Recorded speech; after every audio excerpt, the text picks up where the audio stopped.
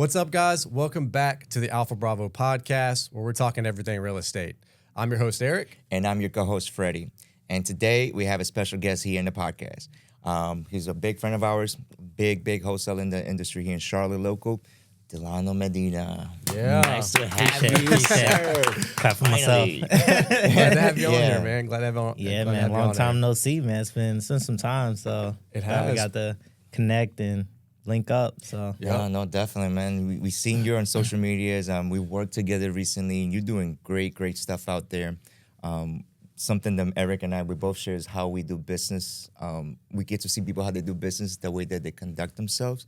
And we notice about you how you handle your business. So, and I'm excited for this podcast, this episode, because we're about to tear everything down so we could just share that value to you guys. Yeah. So we'll jump right into it, man. So for people that don't know who you are, tell us a little bit about yourself and what do you do in the real estate industry?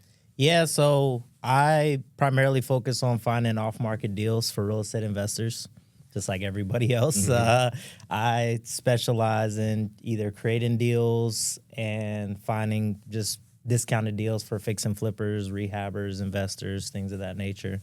And try to make a profit. You try to 100%. make a profit. Yeah. It's business. So we make a profit. And I started in the fix and flip space with my folks and my family. And then I found out about wholesaling, and then I was like, well, I like this model better because it's less risk and basically no money out of pocket to get started. And from there, we just, since 2019, been doing wholesaling, fix and flips. We're dialing back on fix and flips, but just doing mainly wholesaling. We're getting into some new construction stuff.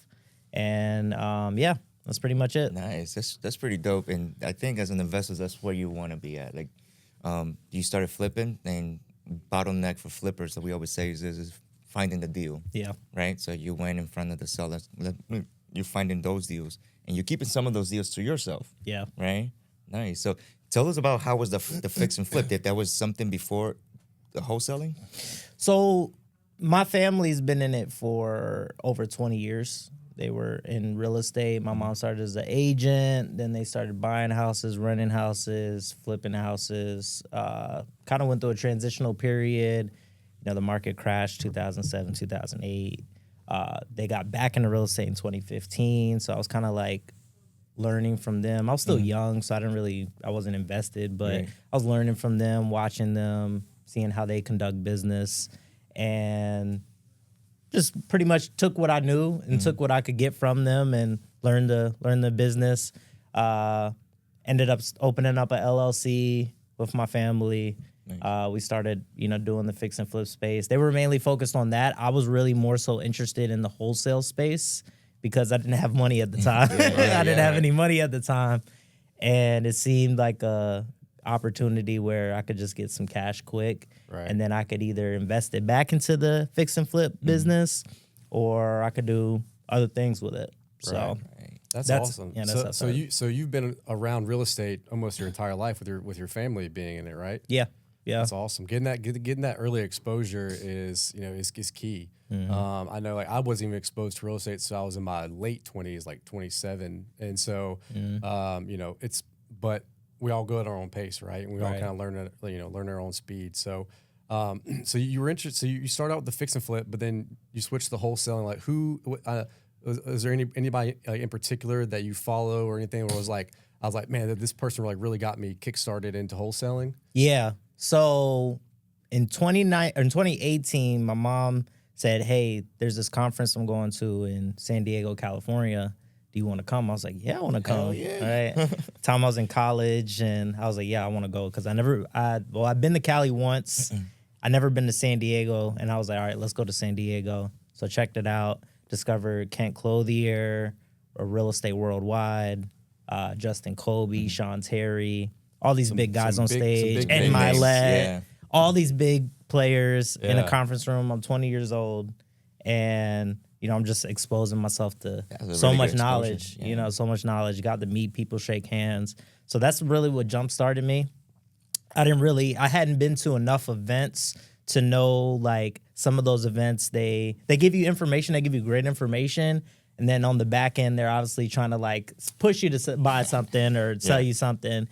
And at that time, I was just so motivated to get started because I had been learning, but I took no action. And I was like, look, I don't care what they're selling. Like, I'm gonna invest in it, right? I didn't know the price or nothing. And they were telling us, yeah, you know, somebody's gonna reach out to you. They're gonna talk to you. They're gonna set you aside. So I said, all right, cool. So they presented me all the softwares, all the information, all the courses, the knowledge, the know-how. Specifically for wholesaling? for wholesaling specifically. And then they had like other courses for like different like private money, fix and flips, different stuff like that. So I was more so interested in the wholesaling side of it. And it was like $7,000, right? And they were like, well, you know, if you don't have the $7,000, you can finance it. So that's what I did. I just financed it. And yeah, I mean, it's a big bet on yourself, man. Yeah. At 20 years old. At 20 years old, man. Yeah. Because $7,000 at 20 years old, I would have been in DR. I would have been somewhere else, not in a conference room. Blow my money. Exactly. I would have been in the like club, and like that's what a 20-year-old. But you being exposed to real estate at such a young age, it's like you advanced, you know, and you know that your mom is doing it. And the beauty of this is like your parents took you out there. Yeah. Your mom took you. Hey, let's go to this conference over here. That's pretty dope, man. Yeah. So how old were you whenever you got your first deal? So what was it? 2019. Yeah. So 2019. I got my first deal. It was like a co-wholesale deal. And I networked with somebody on Facebook in the Charlotte real estate groups, or one of the groups. And at the time, what I was doing, because what they were teaching me was going to the groups, network with people, and either find buyers or find people selling deals to sell to those buyers. So I was building my buyers list, and I was also looking for people that had deals. So I networked with a few people. Some people had deals, and I had one deal I was trying to sell to somebody else. And I said, hey, if you got a buyer for this deal, let me know. We'll split it, everything like that. Right. This lady was like, I have no idea where that like location is, because it was in Zebulon, North Carolina, near Raleigh. She said, I don't know where that's at, but I do have this one deal if you want to help me sell it. And it was in Charlotte, right? Okay. It was in Charlotte. So had this deal in Charlotte, had no idea really what it was valued at, what it was. I mean, it looked like a decent opportunity. So I went into those Facebook groups, and those people would post like, hey, if you're buying in Charlotte, comment your email below, right? And it would be like 50, 60 people emailing, putting their emails. So then what I did was I individually reached out to every single person. Well, I took all their emails, I put it on a Google sheet, right? Just to go ahead and get their information, free information. So then I emailed them individually and reached out to them on Facebook Messenger. I was like, hey, I got this deal in Charlotte if you're looking to buy a deal in Charlotte. And I sent it to everybody. And I remember I was in Wilmington because my wife, she's a therapist. She was at a conference. And the time that I went to the conference, my first real estate conference was in January. This was March, right? This time period was March. And I was hustling, making calls, no deals, no nothing. So I did this, reaching out to people, found somebody in Charlotte that was like, yeah, I want this deal. Put it all together. And basically, they cut me a check. I didn't make much on the deal. I think they had a low spread on it, but I made like $1,000. Yeah. Still, you got $1 million knowledge. Yeah. You got your foot in the door. You know, you got one that's proof of concept. Yeah. Freddie talks about all the time. You know, you just need one to get one and say, okay, I can do this. You know, and then you can multiply that and duplicate that all you want after that. Yeah. Yeah. How was so I came into the game specifically in Charlotte, well, real estate in general, real estate game in 2020, 2021, like after the pandemic. How was it before the pandemic, the real estate in Charlotte, with as far as wholesaling? Because nowadays there's a lot of people wholesaling deals. Yeah. Not so good deals. Yeah. Or good deals. Doesn't matter. But back in the days, in the 2018, 19, how was the environment here in Charlotte with wholesalers? Yeah, I think it's kind of like what it is now. You know how we had that spike in 2020, 2021, 2022, like deals are just selling like hotcakes. But it's like, it was like a normal speed. It wasn't nothing like crazy or something I could say, 2019 was better than this period, you know? It was like, it's almost kind of like three eras that I feel like I'm in right now with real estate because I got to experience before COVID. I got to experience COVID, and now it's like after COVID. Yeah. And it's like 3 time periods of real estate, and they all have been different. They've all been different in their own ways. So it wasn't anything tremendous. I think that a lot of people were buying and holding a lot of properties a lot more back then. I was primarily focusing on properties in Fayetteville, North Carolina, because I went to school in Pembroke, North Carolina, and it was like 45 minutes from Pembroke. So I was finding deals in Fayetteville and then doing some things to find deals online in Charlotte and other areas. But the market that you're in really dictates like your success. So Fayetteville is like more of a buy and hold market. Some people fix and flip.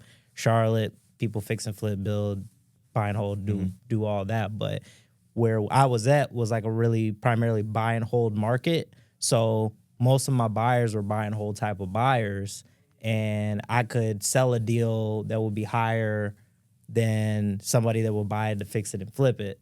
The spreads were a little bit smaller.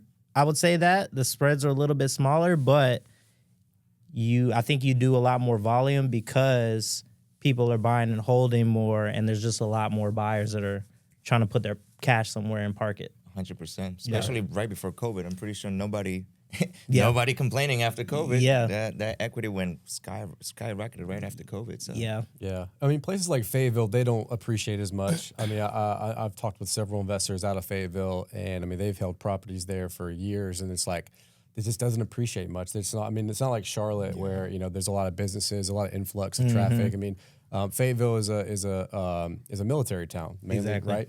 So it's like that's mainly what you have there. You have people that you have a lot of I know a lot of people that use VA loans out there, and like we've actually looked into like assuming some people's loans, doing some creative deals and stuff out there. Yeah.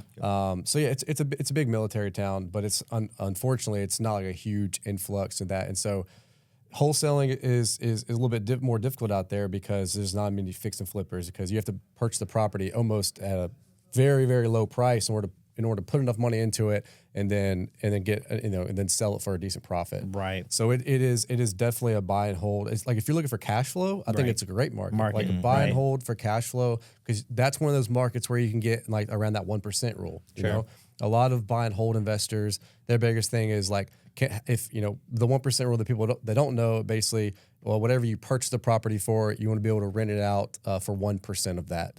Or more, ideally. Most markets in Charlotte, you ain't finding that. No, sir. A house around here will cost $400,000, and you might be able to rent it out for $2,000 or something. So it's like half of that. Yeah. But Fayetteville, yeah, you could buy a house for $100,000, $150,000, and probably around for $1,500 easily. Yeah. So that's why it's important to know your market, and it sounds like you knew that market very well just based off of the deals you were doing there. Yep. it seems like that strategy too of the buy and hold, because you pitch it differently when you have a deal. Well, at least as we say, okay, who's the perfect buyer for this deal? Right. Is it a fix and flipper? Is it buy and hold? Let's see what the numbers say. So you was able to capture that. Okay, this is a buy and hold deal. Sell it to buy and hold, and then pandemic came in, and a lot of people was buying now. Mm-hmm. So you already knew that. Mm-hmm. How was that? Like it was at that moment when pandemic boom happened. Do you already had like your team set up, or it was just you? No, it was just me. I had some people that I was teaching real estate because after I came back from that conference, I was just trying to tell as many people in my age group, in my network, about what I learned, because I knew that I can't do it by myself. Like, I felt like if I empowered or inspired somebody else, then we could do this together and we could produce much more results. So I had told a friend. He actually was like one of the only people that took it serious. We've done a deal, done a deal or two together. But in that time, I really didn't. It was just me, man. Like, I'm thinking about it now. In college, I was in my dorm just knocking out cold calls after class. And my roommates are like, dude, what are you doing? I'm like, I'm just calling sellers. I'm like, why are you calling sellers? You know what I'm saying? Why are you calling these random people asking about their house? I'm like, damn weirdo. I'm like, you're over here trying to make money, in college, like I was the last thing I was worried about. I was like, I'm just trying to pass my classes. Like, I don't have time to try, like, That's awesome that you're, like I said, starting at that young age is really cool, man. Just being able to have that experience, doing that in college. That's crazy. Yeah. That's when you're like, that's when you allowed yourself to fail, right? And nothing, right? If you lose your money at 20 or whatever, it doesn't matter. Like, you can get it back. But lose all your money when you're in the 40s, 50s. Yeah, you have to rebuild the entire shit back. But and people don't talk about how cold calling is a grind. I mean, I know, like, we when we first started, we offload. That was the first task. We're like, we're gonna offload this because I mean, nowadays, I mean, you have to talk to thousands of people, just to get a couple deals done, And I don't even know what the industry standard is now because we're so removed from cold calling now. But like last I heard, it was like 1 out of every 60 to 70 cold call leads become a deal. And it's just like leads, not even calls, and then lead. I mean, and calls. You're talking literally thousands of people to talk to. Right. So I mean, so I know you've done some cold calling. Talk a little bit about your marketing strategies now and kind of how you're finding deals now. Yes, it's really still cold calling, man. That's been my bread and butter for the longest time. I learned from people like King Kong, and one thing that he taught me was like, whatever your niche is, like, just stick with it, right? Double down on that. Double down on it. What's your niche right now? Yeah, just really cold calling. Oh, okay. Cold. That's our primary strategy. I mean, in the beginning, it's always been like drive for dollars, cold calling, cold calling. And then I implemented a strategy or two, like sending out some mail, leaving sticky notes for people, different things to kind of improve the results that I would get from driving for dollars and cold calling. So cold calling has been our primary bread and butter. We got callers overseas in Egypt making calls for us as we're speaking. They send us leads. We filter those, see what's good, what's not good. And I have like a quicker qualifying process now because time is so valuable. And what I learned in the space is that you have to spend your time with things that are going to bring you those results. And a lot of times we spend time talking to people and you know right away, like, this is a waste of time. and I've got so far removed of having those conversations. I do love talking to people, but you have to know where to spend your time because you spend an hour talking to somebody on the phone, the conversation is not going to lead to any revenue. You might have missed out on 2 other 30-minute conversations that you could have had, and it could have been a deal. So now my mindset's changed as far as making those calls because cold calling, we're interrupting people's days and saying, hey, would you sell their property? Some people have no interest. Some people have a little interest. And some people are like, yeah, I need to sell as soon as tomorrow. And our goal as investors is to find out who those people are that need to sell right away. Or that will sell in the next 30, 60, 90 days. So cold calling has been it for a long time. 2020, we did SMS, right? And I loved SMS back in the day because there was like 0 filters or regulations on that. And dude, like, we did so many deals on SMS. And then once they started cracking down, it started changing. So just like everything in business, once things change a little bit, you got to pivot. Right. You got to pivot. You got to adapt. You got to try something new. So we pivoted from SMS. Did a lot of joint venture deals. That's primarily like what we've done, cold calling, joint venture deals. That's probably I'd say like our second really marketing strategy. We do a lot of JV deals with people. And then this year, from last year, we started doing like PPL marketing. And this year we started doing Facebook ads.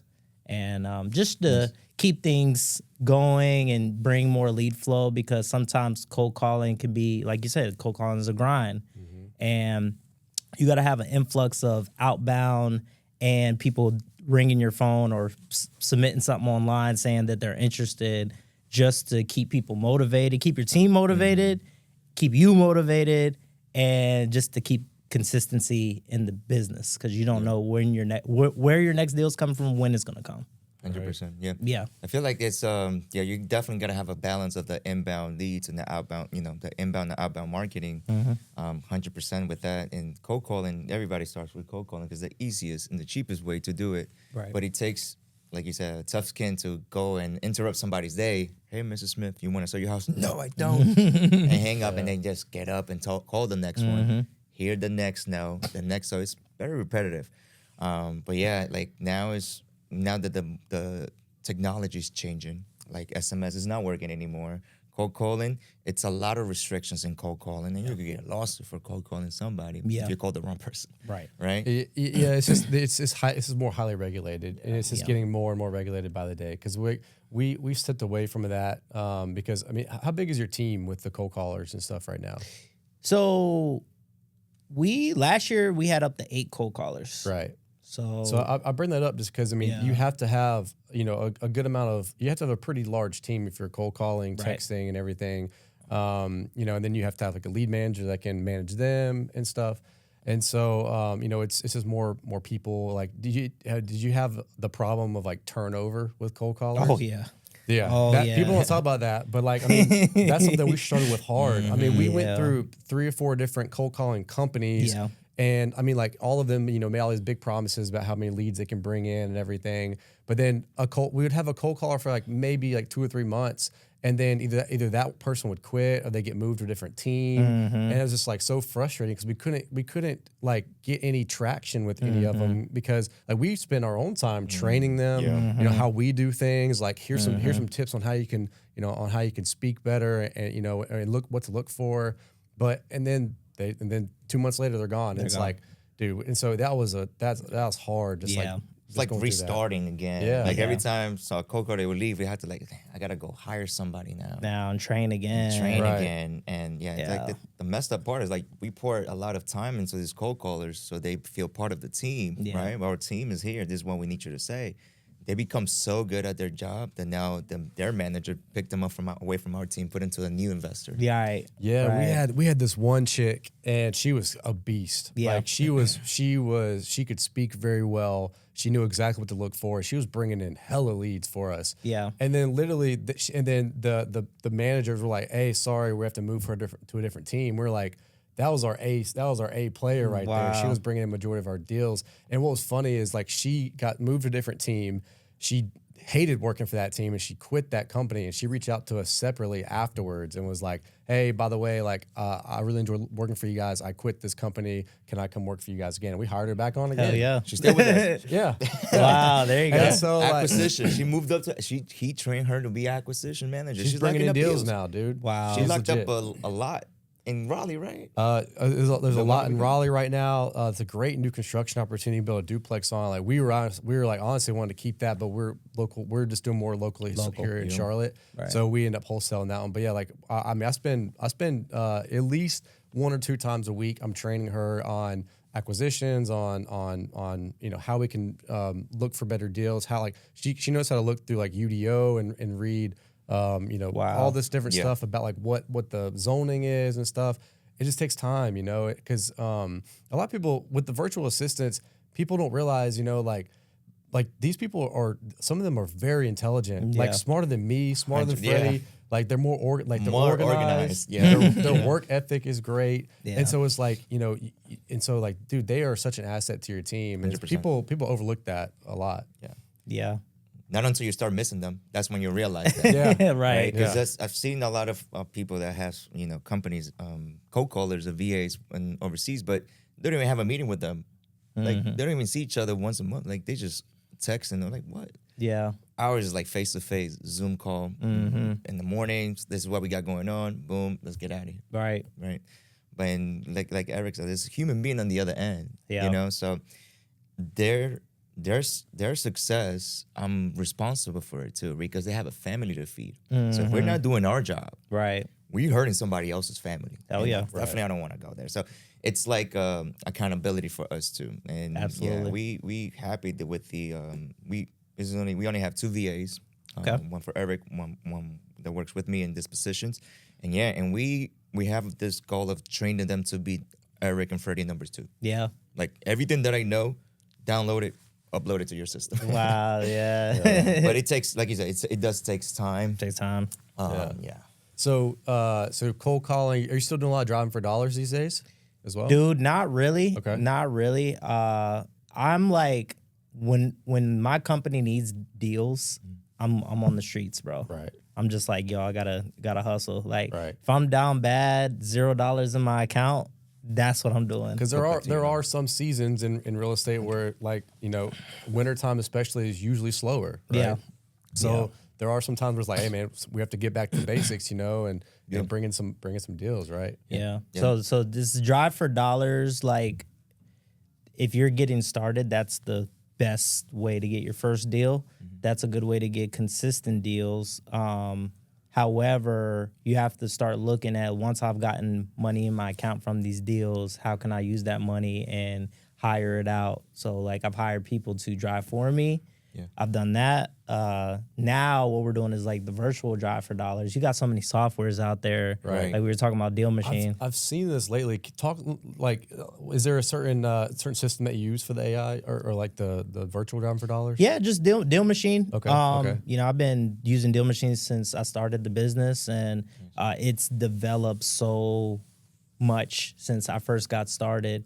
But now, obviously, I have it on my phone, so if I see a house that I'm just driving randomly, I'll see when I'll add it.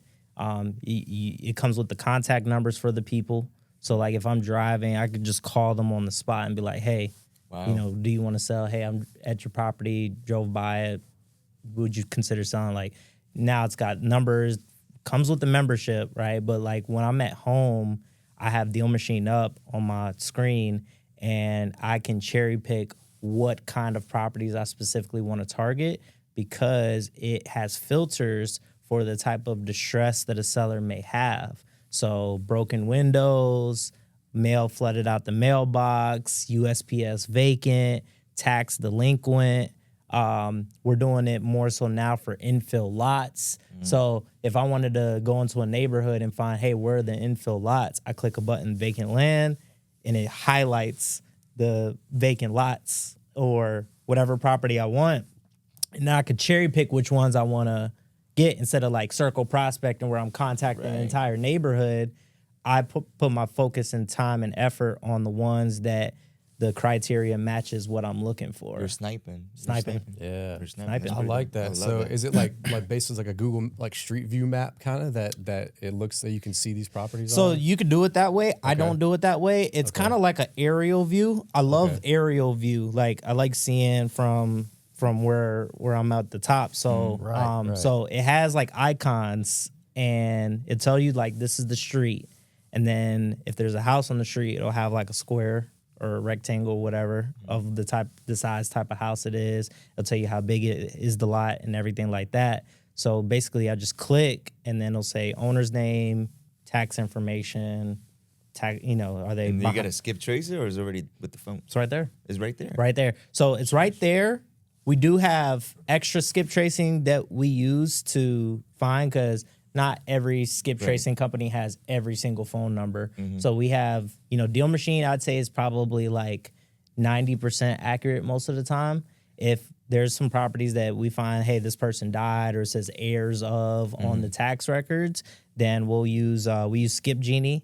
Skip Genie has been really good, man. Yeah, Skip Genie's been really good. Like, I'd say 95% of the time, if we need to find somebody and it's hard to find, we find them on Skip Genie.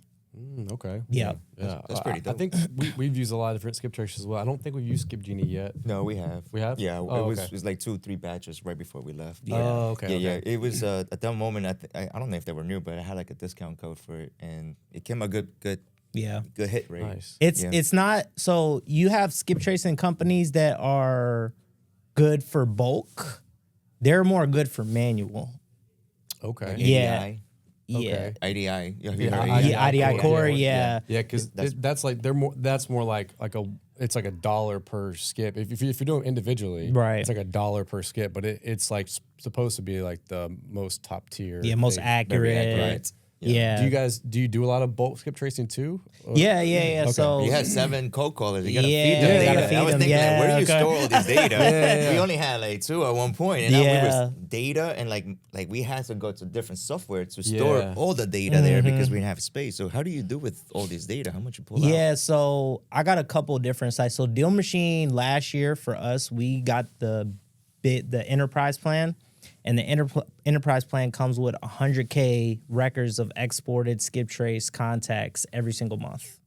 So we have like over 1 million records of skip trace data that we put into our dialer. Oh, wow. And then I have a friend, his name is Josh Chan. He owns a company called Kind Skip Tracing, and he has all the lists from different counties in all of America, and they have the lowest, probably the lowest skip tracing records that you can get. It's at 3 cents a skip. Wow, that's really cheap. Yeah. Yeah. And a lot of people would think that because it's so cheap that the It's quality fake. might Yeah, not the be quality, good, right? But it's actually really good. And usually what I do is I get like 30K records, skip trace contacts. It costs me $900. And then I usually get like 2 or 3 deals out of those. And usually we either wholesale 2 and buy 1, or buy 2, wholesale 1, whatever. But every time I get a list, I always get a deal. Yeah. And they've grown over the years as well too, so now I could customize that list. So, you know, it's a combination of deal machine leads and Kind skip trace leads. And then also too, sometimes I'm curious in what other data providers have as well, like PropStream or PropWire. You have to pay extra to get those skip trace, but the hack is with deal machine is that I take the data from PropStream or PropWire or any other ones offering like the data, and then I can import it in the deal machine. Deal machine will take that, skip trace it, and then I can export it out. All Because you have for the free. 100K Yeah. records a month. Oh, Yeah, that's pretty dope. Yeah. Like, I was really unaware about how big and improved Deal Machine got. When I got it a couple years ago, it was just drive for dollars and skip tracer, which is cool, but yeah. it wasn't our thing at that time. But now you could upload that list and have 100K records.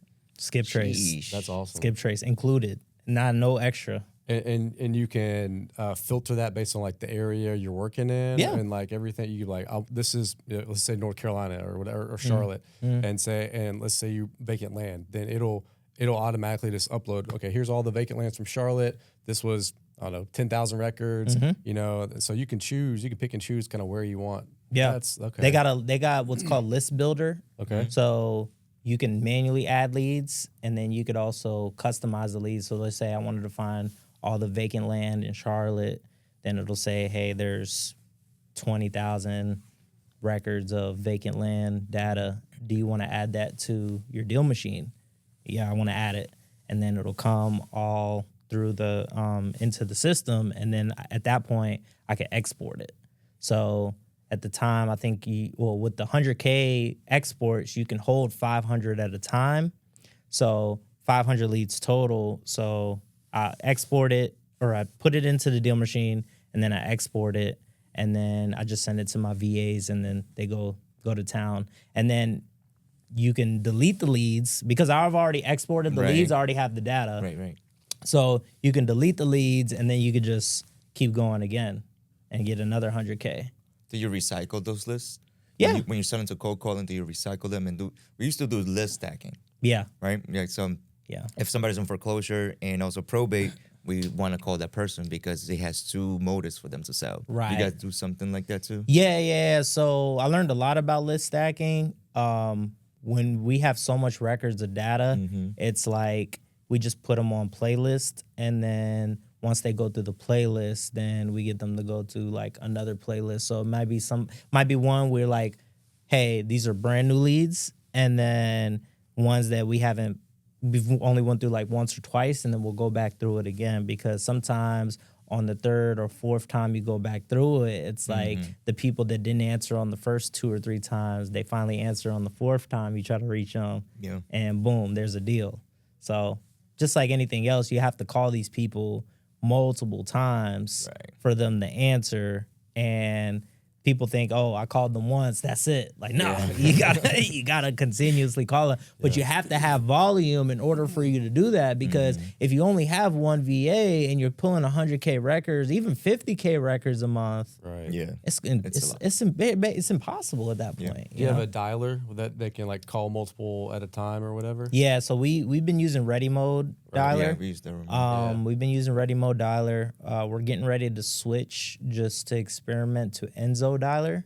Okay. That's a new one, right? That's a new one. Yeah. So apparently you're supposed to be able to get more contact rates with the list and everything. We're probably getting like a 55% contact rate, close to 60% contact rate of the leads that we have in our system.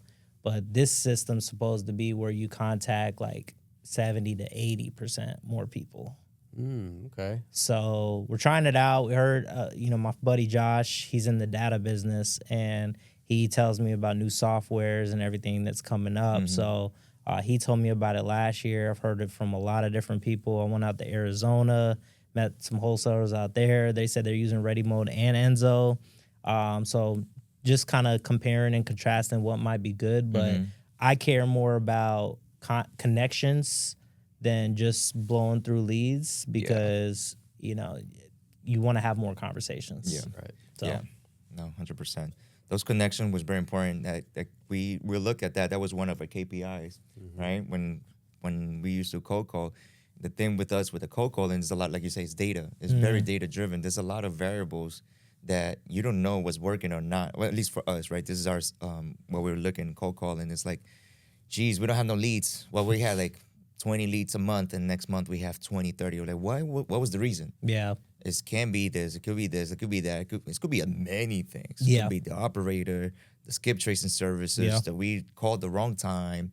We definitely have the wrong, there's a lot of variables. Yeah. So you do need somebody like managing the data alone. We had a data manager for that reason, because it was taunted task for us. It's like, pull this, go with this, Excel sheet.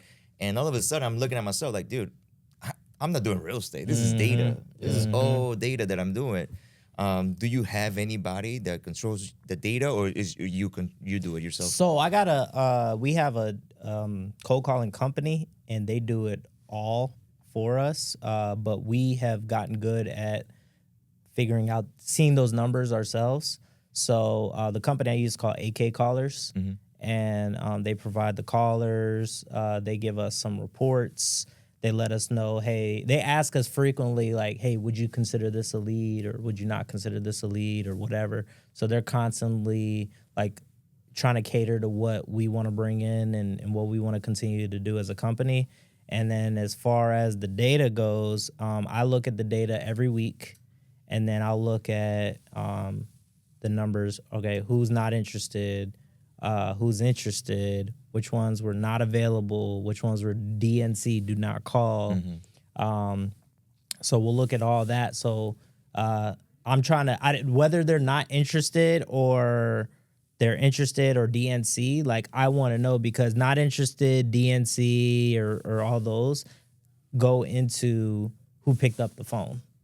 So if I know that my contact with those people are like above 55 or 60%, like I know, okay, it's not the data, right? Because those people answered the phone. They said, yes, they own the property. They're not interested in selling, or do not call this. I'm tired of these calls. The phone number works. Right. There's somebody else on the other Right. line. I just want to verify, are you the person? Right? Yeah. Because That's the valuable piece of information. yeah. And then wrong number too, right? Like if my wrong number category is high, It's the skip tracing. it's the data, right? It's the data. So that's what tells the whole picture and tells us the story.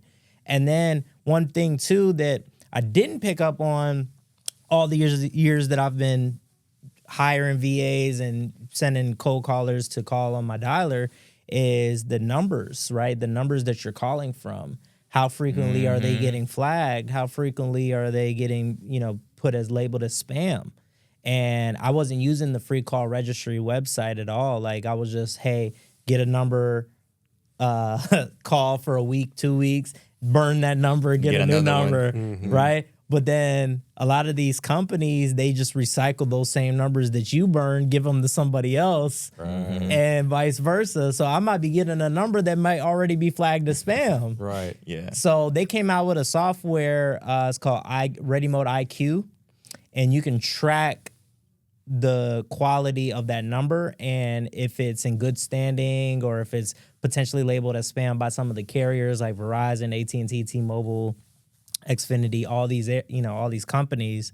And now if they are labeled as spam, you could export the numbers, put them into the free call registry or like some of the other carriers' websites, and then you could register them so that way they don't show up as spam anymore. So we started doing that frequently, and then our with the company that we work with, they helped us out with that as well. And now we notice that, hey, we're getting a lot more people on the phone because we're registering those numbers. But it is a process, right? It's a process. You got to have somebody doing that on the back end, at least checking every week to see how good your numbers are. Yeah. That's a big piece too in that. 100%. Especially when you're dialing, when you have eight dialers, 8 cold callers at the same time. And each of those cold callers, I dial in with 3, 5 phone numbers at the same time. So it's going to get repetitive. Once a week, definitely check your numbers to see if it's... So for somebody who's just starting wholesaling, you mentioned driving for dollars. And also you mentioned cold calling. So let's pick cold calling. When you talk to a lead, what makes it a hot lead from a not so good lead? Yeah, motivation. I value motivation more than anything. Somebody can say they have a high price, but if the motivation is like, hey, like I'm just trying to get out of it, or my dad died, or, you know, whatever the case, I'm in pre-foreclosure, whatever, I can have that conversation. I can disqualify a lead right away with no motivation and no price. So if you don't like, I kind of take the RJ Bates approach now with leads because I was taught. What was that approach? I haven't heard that approach. Yeah, so when he contacts leads, he's like, hey, I'm calling about this property. You know, would you consider selling it? Or if somebody's filling out a form and they say, hey, you filled out a form saying you want to sell this property, you know, do you want to sell it? They're like, yeah, okay, how much you want? Price out the gate. Straight to the point. Price out the gate, Nice. right? And I was taught the 4 pillars, right? Like motivation, condition, timeline, price. Price was the last thing that I talked about. Right. So I would be on this conversation with a seller, going through motivation, going through condition, going through timeline, and then we get the price, and it's like, oh, like they're batshit crazy. Like I wasted this amount of time, and it's like unless they're willing to negotiate, then you know, you're spending a lot of time with somebody who's not really realistic about their price or not even open to negotiations. So if I talk to somebody now, I'll talk to them. I'll say, hey, you know, are you interested in selling? Yeah. Okay, great. So, you know, how much do you think it's worth for you to sell it? Right? Out the gate. And then from there, I'll know if they think it's worth something, then I'll say, okay, well, you know, we'll go into a deeper conversation. Or I might say, well, hey, how did you come up with that number? Why do you think it's worth this? Right. And then I'll get them to explain themselves. And then from there, I'll say, well, have you considered listing it with the agent or doing this, right? So I'm weighing out their options up front to see if this conversation is even worth continuing or not. Right. And now that I've pivoted into having that conversation like that, it just makes it so much easier, so much faster to qualify leads. And like I can look at a lead right away and say, okay, this person, like if a lead comes in and there's little motivation or there's a price that's like way higher than what Zillow is or at Zillow or whatever, then I'll know like, okay, this is a cold lead, you know? And maybe they do want to sell, but maybe it's just like, I just want to hear what I could get for it.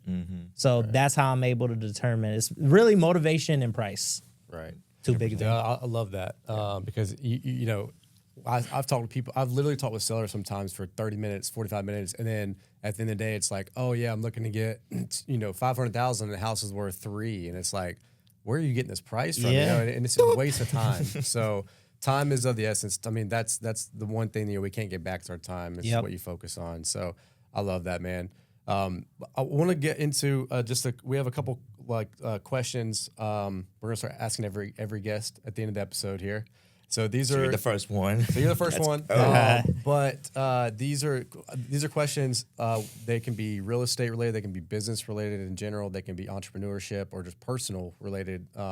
So a couple of different ones. So first one, what's some of the best advice that you've ever received? I have like tidbits and pieces. Like when I first got started, I wanted to just make $5K on a deal. Right. And like hindsight, now I'm looking at it, I'm like, yo, $5K is like barely paying my bills with $5K. You know what I'm saying? So now, one bit and piece of like some information that I've got or some advice that I've gotten is like somebody gave me a baseball reference one time. And, you know, you can make it in the Hall of Fame with home runs, but you could also make it in the Hall of Fame with singles and doubles, right? So, like, we're looking at deals and we're like, oh, like, you know, 2K, 3K, 5K, whatever, right? Like, those add up. And sometimes they come in at the right time, at the perfect moment. And it's like you might be having a slow month, but you have a few 5K deals, 3K deals stacked up. You know, don't be afraid to get that money. Like some people are like, oh, if I'm not making 10K, 20K on a deal, wash it, right? But if I know I have a buyer and I know their criteria and I know what they're looking for, then, you know, I'll sell a deal all day for 5K, 10K, 100%. right? It's if I know that they're fast and they can close quick, right? Right. But if I'm going to be in that deal for a long period of time, then it's like, then I'm on the fence if I want to do that deal. Right. But, you know, don't be afraid. I think that the biggest thing is like, don't focus on the money at first, focus on the value, and then focus on your connections. Because if you can build a strong network and connection of people, then when you find a deal or recognize an opportunity, it's like, oh, I already know who will buy this deal. Right. I already know who's gonna, you know, who will take this up. So that's a big piece right there. Singles and doubles, man. I love that. I Yeah. love that. Yeah, I'm very big on that, man. Yeah. Next question. What was one of your biggest fuck ups, and what did you learn from it? Oh man, Yeah, I like that. I love this question, man. Yeah. dude, I've had a lot of fuck ups. I know, you just gotta choose one. I have a lot of fuck ups, bro. But you learned also from that fuck up. Like you fucked it up, but hey, at least I learned this. That's usually my saying after I fuck up something. Like, at least I learned this. So I was about to do my first deal where I did like got the seller, got the buyer, everything myself, right? And I had a deal where this lady, she was like being really strict on price. She's like, no, like she wanted like 45 grand for this property. It's in Fayetteville. This lady lived in Charlotte. She's like, yeah, I want 45 grand. I was like, look, you know, would you take 35? She said, no. Would you take 40? No. So I'm just like, come on, like work with me here. Can we meet in the middle? She's like, no. I'm like, all right, look, got back to my team. We did 42. She's like, no, I'm not taking 42. I'm not taking 43. I'm not taking 44. I was like, okay. You say 44.5? She's like, fine. She's like, I'll take it. You if you want to make money on top, it is what it is. I don't care, right? So I had a buyer that would buy it, and I think the assignment was only like $2,500, right? But at the time, I was like so desperate to do like my first deal front to back. I just was like, all right, let's do it, right? So found a buyer, and I went with the buyer's attorney. And that's where I fucked up.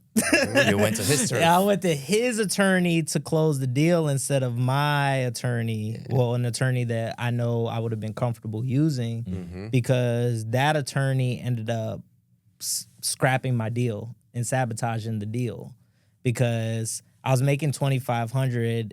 The attorney was like, "Oh, does the seller know you're wholesaling this, that, and the third?" And I'm like, asking too many questions. Like, what does that have to do with anything? Like, do the paperwork, write it up, everything like that, right? So, did it, like, got the HUD, got everything, buyer lined up. A closing day comes, radio silence, don't hear nothing. And I'm just like, all right, what's going on? And I emailed the attorney. She's like, yeah, you should talk to the seller. I'm like, I don't know what that means. Talk to the seller. So I was like, oh, I didn't know you were making $2,500 on the deal, blah, blah, blah. And I'm like, well, you said like, hey, I don't care what you make on top of that. Cause she knows we're buying the deal to try to make money, right? Right. She's like, goes on this rant about representation and, you know, this, that, and the third, even though my contract says like, hey, we can assign this contract and all this and that, right? So I think that's the biggest mistake is like, you want to have control of the deal. And there's been scenarios where I haven't had control of the deal. I was at the mercy of the buyer because the buyer's paying me, right? So I'm like, oh, I want to do everything right so the buyer ends up paying me. But a lot of times if you put it in the buyer's hands to facilitate the sale, it goes wrong, you make less money, you know, it takes longer to close, and it's a headache. Yeah. Right. That's one of the biggest mistakes. I still, from time to time, I learn that mistake because I'm like, hey, the buyer's paying me out, but I want to have more control of the deal. As a wholesaler, you got to be the one to have full control of the deal between the seller and the buyer. Yep. And if you're at the mercy of anybody else, then it's 50-50 at that point. Yeah. I've noticed that you have control of the deal when we did the deal together this year. Yeah. We walk in, the lady was living in the house, you know, with somebody living in. It's difficult wholesaling something when somebody's living in there, but control of the deal, the situation. This is what you're gonna be doing next. Yeah. Loved it. I'm like, all right, let's go. There you go. Let's do it. Yeah, because you're controlling the situation. Yeah. Love that, man. Yeah. Last question. Who's your favorite follow on social media that either you've learned a lot from or has a big impact on your life? That's an excellent question, man. Freddie Albin. I'm like, I'll say you later. I sound like you'll bring Dillano. Dillano. Hey, plug me real quick on this. Freddie, man, your content's been great, man. Honestly, Appreciate it, bro, man. I've been learning a lot, but man, it is crazy, man. It used to be Carlos Reyes. I learned a lot from Carlos Reyes, like Max Maxwell, all these guys, Jerry Norton. Like, I learned just from a lot of the OG guys. Does it have to be real estate or just anybody? Anybody, man. Mindset, entrepreneurship, just personal. There's somebody you constantly follow on social media and you learn from somebody because, It could be like a hobby that you're like. Yeah. I can't think of that, man. I cannot think of one, honestly. It's hard because there's so many people that I learn from. Right. It used to be King Kong, honestly. Okay. It used to be King Kong. I used to watch all his videos, RJ Bates, all his videos. I have seasons where like I'll binge watch somebody's like reels because they're either talking to sellers or they're live scenarios, live situations. So you learn from everybody. man. I'm the same way. I don't follow just one. I follow like 4, 5, 6 different people, but I pick and choose the stuff that I want to put in my pocket. Yeah. I can't say that I have like a favorite following or like a hey, I've been watching this person ever since I've been on Instagram. I can't say that I do. But there are some people that from time to time I'm just like binge watching their content. I'm just like, yo, like my boy Ty the Investor out in Atlanta. I was watching a lot of his stuff because he's having live seller conversations, and you know I'm hearing what the seller's saying, and like I didn't hear a lot of that at first, but now that I'm seeing more of that type of content, I'm just trying to figure out how can I express myself better on the phone to a seller, or how can I handle that objection next time. So I like listening to other people's calls. Oh, I'd say Brent Daniels. I say Brent Daniels. I say Brent Daniels. TTP? Yeah, TTP, bro. Yeah. I'd say Brent Daniels wholesaling Inc. Definitely their stuff. I'd say that's right. Awesome. Well, Dillano, it's been a pleasure to have you on here, man. For the people, tell them where they can find you, where they can learn more about you. Yeah, Instagram, follow me, Real Estate Lano. Follow me, I'll follow you back.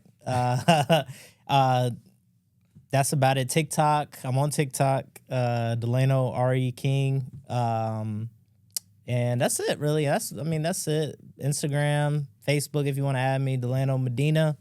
Add me there. I'll add you back. Let's network. Let's connect. If you want deals, hit them up. Yeah. Let's do it. Awesome. Well, until Appreciate next it, time, bro. man, we appreciate it. I appreciate you guys. Thanks for having me. All right.